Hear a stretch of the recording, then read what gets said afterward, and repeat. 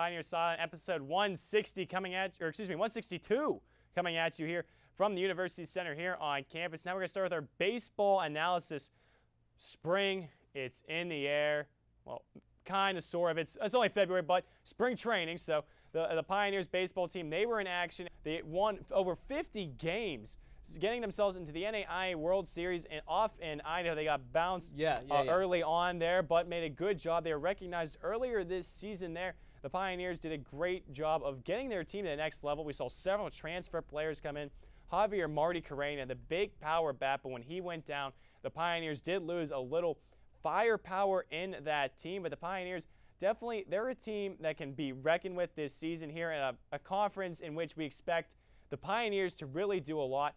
But now let's take a look at the first couple games here the Pioneers have played. Pioneers have already traveled down south and played a couple teams. Let's look at the results here as the Pioneers played a lot of solid baseball as they try to keep it going the beginning of this year. Pioneers, well, let's take a look and see how the Pioneers did here earlier on this season. They've already played a couple games.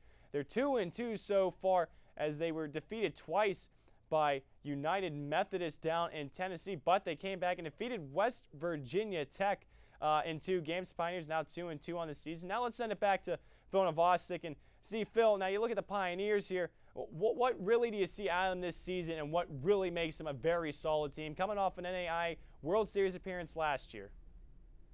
I mean, Chris, to me the biggest thing is that their pitching. You know, their pitching carried us last season. I was on the team last year, and we just saw game in and game out their pitching carried us.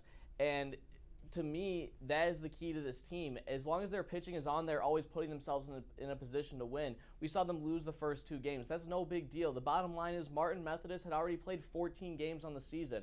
You can't expect the Pioneers to go in and compete with a team that is already in the top 25 in the nation, that's played 14 games and has those under their belt.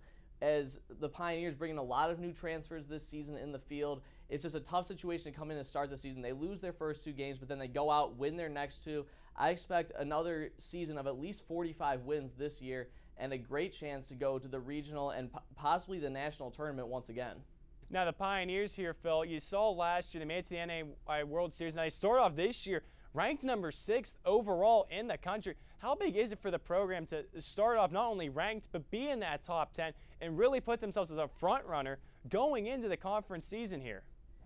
Well, it really gives them a huge advantage starting off the season. Last year, this team started off not even in the rankings. So to start off in the top 10 and at that 6th position, they put themselves in a great position to succeed, because as the season goes on, it takes a lot to drop out of those top 25 rankings. So even if they don't end up winning the conference tournament, as long as they are able to do what they need to do on the road and put together a solid regular season record, they will get an automatic bid into the regional tournament. And once the playoffs start, anything can happen.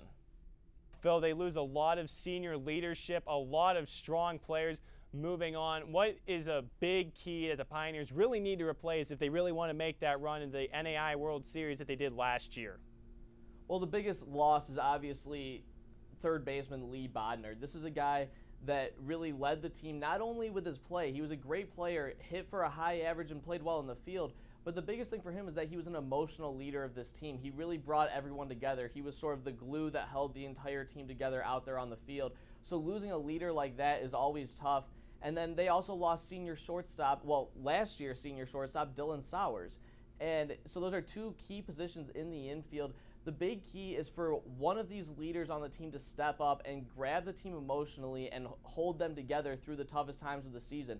No matter what, they will go through a hard point this season where they lose a couple of games against tough opponents, and they need to stay together as a team. So whether that be Rob Novia, Don McDuffie, Tom Pazinski, someone needs to step up and play that leadership role. Thanks, Phil, for the baseball analysis there. Expect the Pioneers to be back and strong. The Pioneers always a solid baseball team. We're going to take another short commercial break and be back with the Courthouse Case of the Week. The Steelers, what do they need to fix in the offseason? Don't go anywhere. You're watching the Pioneer Sideline here on UView.